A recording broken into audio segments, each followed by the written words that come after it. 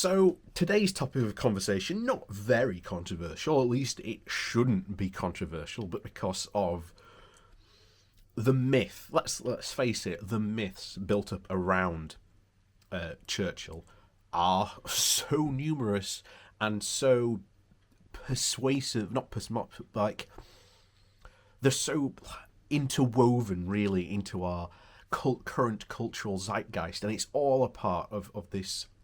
All goes back to what we've said before, this whole idea of Britain can't seem to deal with the idea or even come to terms with it that it lost its empire and that it's not a thing anymore and that it can't rebuild it. And yet we've seen that, historians doing their job were facing a situation where they might be legislated to a point where they can't do their research. We've then got, people just can't seem to accept the reality of what, a historical figure was like. I'm sorry if Churchill had his murkier sides. That's just history. I'm sorry that you don't like that, but it's true. And this is what we're going to get into today. Some of Churchill's darker sides and why we just can't seem to accept that he had such one. So before we do get into that, please do remember to hit that like and share button. And of course, down below there is a link to my Patreon page, as well as a one-off donation link called Buy Me a Coffee, where you can, buy me a coffee. And thank you to all those people who do support me that way. So, on with the article then.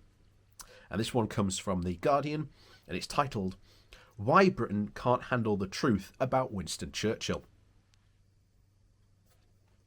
A baleful silence attends one of the most talked about figures in British history. You may enthuse endlessly about how Winston Churchill single-handedly defeated Hitler, but mention his views on race or colonial politics and you'll be instantly drowned out in ferocious and orchestrated vitriol. In a sea of fawning reverential Churchill biographies, hardly any book seriously examines his documented racism. Nothing, it seems, can be allowed to complicate, let alone tarnish, the national myth of a flawless hero. An idol who saved our civilization, as Boris Johnson claims, or the whole of the humanity as a whole, as David Cameron once did. They truly do make uncomfortable observations about his views on white supremacy, and the likes of Piers Morgan will ask, well, do you want to live in this country? Not everyone is content to be told to be quiet because they would be speaking German. If not for Churchill, many people would want to know more about the historical figures that they are required to admire uncritically. The Black Lives Matter protest in June was during such time in which the word racist was sprayed in red letters on Churchill's statue in Parliament Square. And they were accompanied by demands for more education on race, the empire, and figures as for whose status dot our landscapes. Yet providing a fuller picture is made difficult. Scholars who explore Churchill's less illustrious sides are treated dismissively. Take, for example, Churchill College, Cambridge, where I'm a teaching fellow. In response to calls for fuller information about its founder, the college set up a series of events on Churchill, empire, and race. I recently chaired the second of these, a panel discussion on the racial consequences of Mr. Churchill. Even before it took place, the discussion was repeatedly denounced in the tabloids and on social media as idiotic, a character assassination aimed at, quote, trashing a great man. Outrage letters sent to the college said that this academic freedom had gone too far. Imagine that. and that the event should be cancelled. The speakers and I were all scholars and people of colour, and we were subject to vicious hate mail, racist slurs and threats. We were accused of treason and slander. One correspondent warned that my name was being forwarded to the commanding officer of the RAF base near his home. And the college is now under heavy pressure to stop doing these events.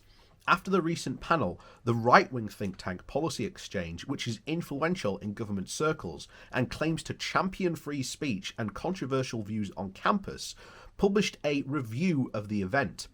The foreword was written by Churchill's grandson, Nicholas Soames, who stated that he hoped people would review and would prevent such intellectually dishonest event from being organised at Churchill College in the future, and one might hope elsewhere.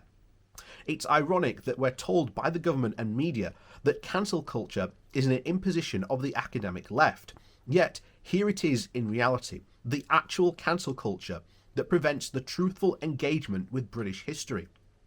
Churchill was an admired wartime leader who recognised the threat of Hitler in time and played a vital role in the Allied victory, and it should be possible to recognise this without glossing over his less benign side. The scholars at the Cambridge event all drew attention to Churchill's dogged advocacy of Britain's colonial rule and his continuing role in the disastrous 1943 Bengal famine, in which millions of people died unnecessarily.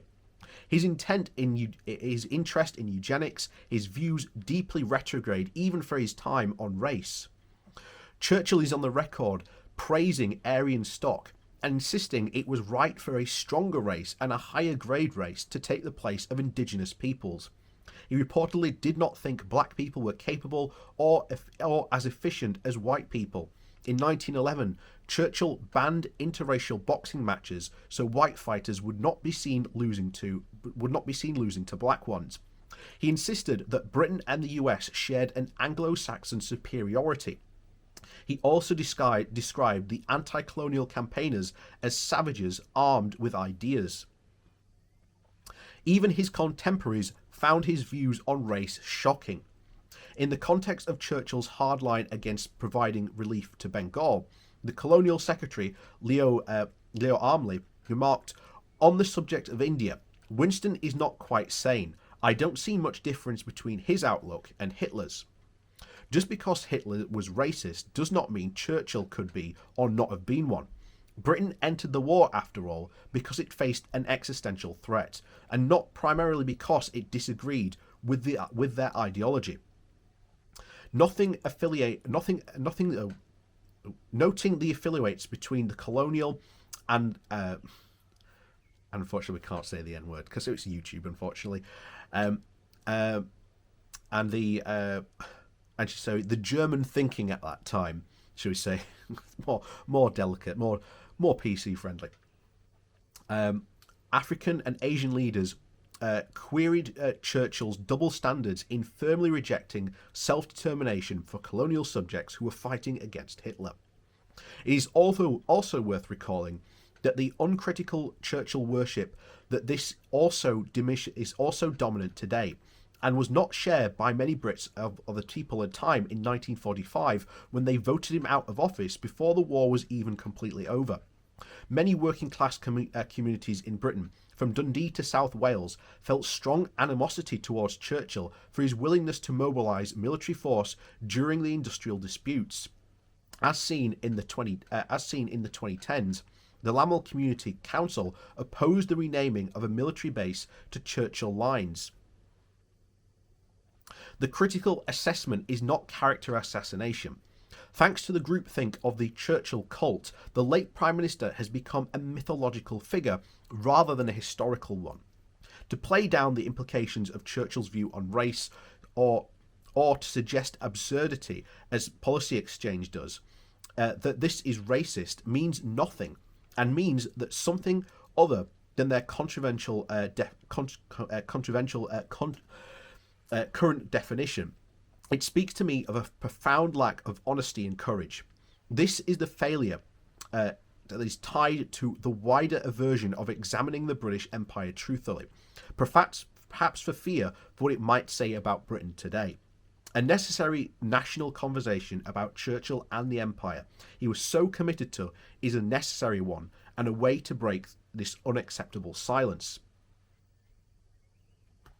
And that is true. We've talked on so many times on this channel before about how there is this really, really bizarre, not only just worship really of Churchill, but the whole idea of the British Empire. And really, that's the thing, that unless you go to university and you specifically take that studying course, you've never really studied the British Empire and what it did around the world. And sometimes, even if you did, you might not have got the whole picture. And this is something that, again, we need to find out, because you see today politicians in charge who are directly trying to replicate the British Empire's imperial trade policy. This is why the Defence Review was so adamant that we go beyond the South Asia, it's not south of the back to the south of the Aden again, not south, the east of the Aden again, and start sending buccaneering ideas around the world. And this is going to backfire terribly. First of all, the cost. Again, let's remind people, this is the Conservative Party. For when we ask for money for schools or education or public services, we're told that there basically just isn't enough money. But when it comes to asking for money for new militaristic adventures, gallivanting around the globe, or just something else in general, or maybe something that just enriches Conservative Party donors, there seems to be plenty of money to go around. So, as always, thanks for watching. Please do remember to hit that like and share button. And of course, down below there is a link to my Patreon page and a one-off donation link. And as always, thanks for watching, and we'll see you all next time.